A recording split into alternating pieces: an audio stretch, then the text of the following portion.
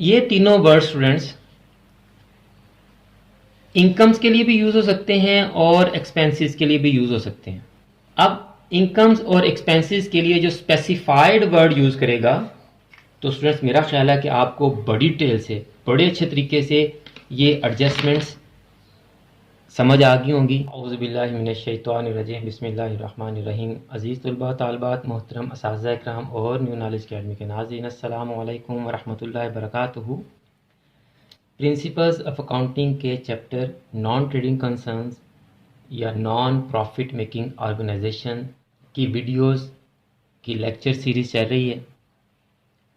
अगर आज की वीडियो आपके लिए नहीं है तो आप इस वीडियो को फॉरवर्ड कर दें ताकि आपके ज़रिए से ये वीडियो उन स्टूडेंट्स तक पहुंच सके जो प्रिंसिपल्स ऑफ अकाउंटिंग में नॉन ट्रेडिंग कंसर्न्स को पढ़ रहे हैं।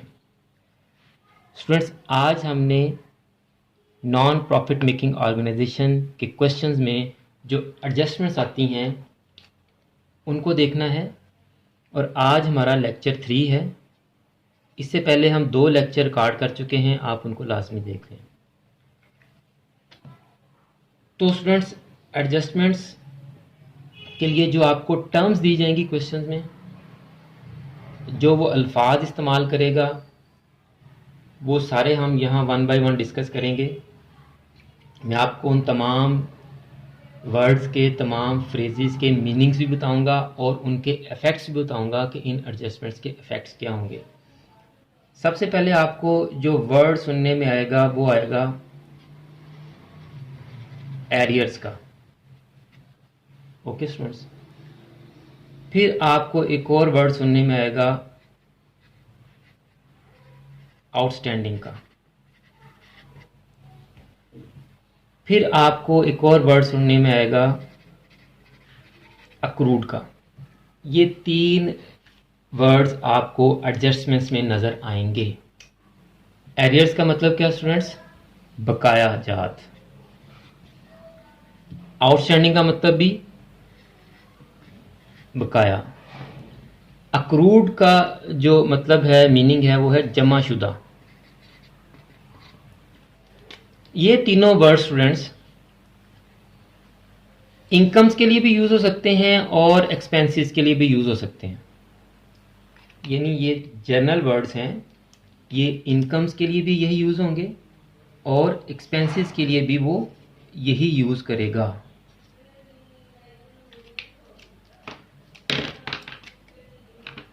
यानी वो कहेगा एक्सपेंसेस आर इन एरियर्स या incomes are in arrears. Outstanding expenses कहेगा या आउटस्टैंडिंग इनकम्स कहेगा। अक्रूड एक्सपेंसेस कहेगा या अक्रूड इनकम कहेगा। यानी ये जनरल वर्ड्स हैं जो वो इनकम्स के साथ भी यूज़ करता है और एक्सपेंसेस के साथ भी यूज़ किए जाते हैं। इनकम्स मतलब आमदनियाँ और एक्सपेंसेस मतलब अखराजात। स्टूडेंट्स, अगर आप के बेसिक कॉन्सेप्ट्स अच्छे नहीं हैं, उनमें कोई कमी है, तो स्टूडेंट्स आपकी स्क्रीन पर अभी एक थंबनेल आ रहा है। ये एक प्लेलिस्ट का थंबनेल है। इसमें मैंने अकाउंटिंग के बेसिक कॉन्सेप्ट्स को बड़ी डिटेल से समझाया। इससे पहले आपने इतनी डिटेल से कॉन्सेप्ट्स नहीं समझे होंगे। इस प्लेलिस्ट का जो लिंक है मैं डिस्क्रिप्शन में दे दूंगा। आपसे गुजारिश है कि आप बेसिक कॉन्सेप्ट्स की वीडियोस को लाजमी देखें। तो आगे चलते हैं students.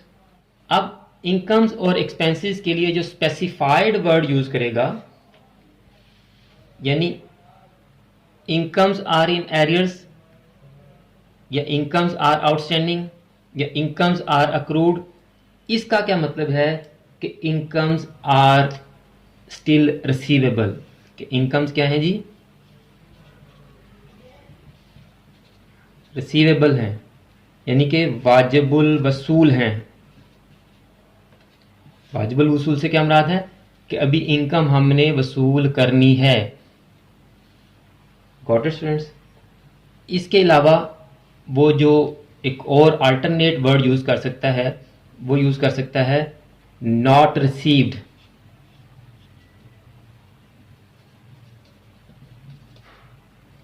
Income is not received, इसका मतलब यही कि अभी वसूल नहीं की। नॉट रिसीव्ड, रिसीवेबल का यही मतलब है। या एक और इसका अल्टरनेट वर्ड वो क्वेश्चन में यूज़ कर सकता है, to be received, income is to be received, कि इनकम अभी वसूल करने वाली है। यानी ये डिफरेंट फ्रेजेस वो यूज़ कर सकता है, डिफरेंट वर्ड्स यूज़ कर सकता है। उन तमाम का मतलब यही होगा कि जो भी आपकी इनकम है, सब्सक्रिप्शन है, डोनेशन है, वो अभी रिसीव करने वाली है, वाजिबुल वसूल है। Got it students? बकाया का भी यही मतलब है कि ये इनकम अभी वसूल करने वाली है, यानी बकाया है अभी। अब इसी तरह से एक्सपेंसेस के लिए वो जो डिफरेंट वर्ड यूज़ कर सकता है वो मैं आपको बता दूं। Expenses are in arrears, expenses outstanding, expenses accrued. इसका मतलब है कि expenses are still payable. Expenses क्या हैं? पेएबल हैं, यानी वाजिबुल अदा हैं। अभी हमने ये अखराजात करने हैं, अदा करने हैं, किए नहीं हैं, हो चुके हैं लेकिन अभी हमने उनके पैसे अदा नहीं किए। इसका जो अल्टरनेट वर्ड यूज़ कर सकता है वो कर सकता है नॉट पेड, कि अभी अदा नहीं किए। एक और अल्टरनेट वर्ड है इसके लिए अनपेड। अनपेड का मतलब यही कि अभी अदा नहीं किए। और एक और alternate word to be paid, कि अभी एक्सपेंसेस अदा करने वाले हैं। इन तमाम का एक ही मतलब है। ये तमाम वर्ड्स बताने का मकसद ये है कि क्वेश्चन में वो डिफरेंट वर्ड्स दे सकता है, तो आपने परेशान नहीं होना। अगर इनकम्स के लिए सारे वर्ड यूज़ करेगा, इसका मतलब इनकम्स आर स्टिल रिसीवेबल, अभी हमने वो आमदनी वसूल करनी है। और अगर एक्सपेंसेस के लिए सारे वर्ड्स यूज़ करेगा तो हम समझ जाएंगे कि अभी हमने एक्सपेंसेस अदा करने हैं, वाजिबुल अदा हैं, आउटस्टैंडिंग हैं। अब स्टूडेंट्स मैं आपको इनकी अकाउंटिंग ट्रीटमेंट बता देता हूँ कि हम इनकी अकाउंटिंग ट्रीटमेंट क्या करेंगे।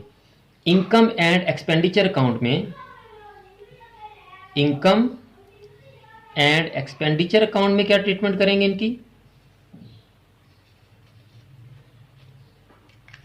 ये जो आपकी वाजिबल वसूल आमदनियां हैं ये कंसर्निंग आमदनी में ऐड हो जाएंगी। कंसर्निंग आमदनी से क्या मुराद है कि अगर आपकी सब्सक्रिप्शन रिसीवेबल है तो जितनी रिसीवेबल है वो सब्सक्रिप्शन में ऐड हो जाएगी। अगर आपकी डोनेशन रिसीवेबल है तो जितनी रिसीवेबल है वो डोनेशन में ऐड हो जाएगी। यानी जो आमदनी आपकी रिसीवेबल है वो उसी आमदनी में ऐड हो जाएगी।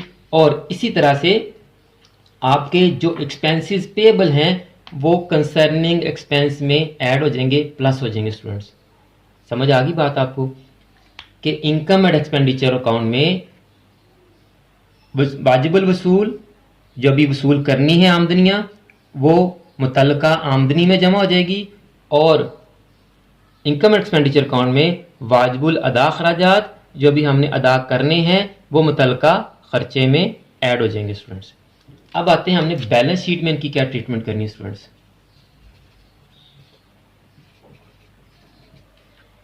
ये जो आपने अभी आमदनी वसूल करनी है ये बैलेंस शीट में आपकी एसेट होगी। ये क्या होगी? एसेट होगी। अभी आपने पैसे वसूल करने हैं। और ये जो आपका एक्सपेंस पेएबल है, जो आपके खर्चे अदा करने वाले हैं, ये आपकी अभी लायबिलिटी है क्योंकि अभी आपने इनको अदा करना है। तो स्टूडेंट्स मेरा ख्याल है कि आपको बड़ी डिटेल से, बड़े अच्छे तरीके से ये एडजस्टमेंट्स समझ आ गई होंगी।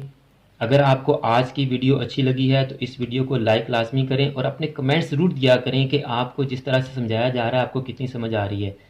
और अगर आपने भी चैनल सब्सक्राइब नहीं किया तो चैनल सब्सक्राइब कर लें, बेल आइकन को दबाकर ऑल नोटिफिकेशंस को ऑन कर लें, ताकि जितनी भी वीडियोस हम आपके लिए बनाकर जैसे ही अपलोड करें उन तमाम वीडियोस के नोटिफिकेशन आपके पास इन टाइम और डायरेक्ट पहुंच सकें।